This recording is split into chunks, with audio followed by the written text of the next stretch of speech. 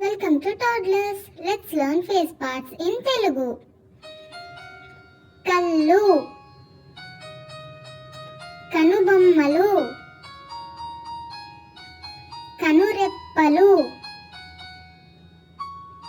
Mukku, Noru, Pedavulu, నాలుక, పళ్ళు, చెంపలు లేదా బుగ్గలు, గడ్డం, నుదురు, జుట్టు, చెవులు. Thanks for watching our channel. Please like, share and subscribe.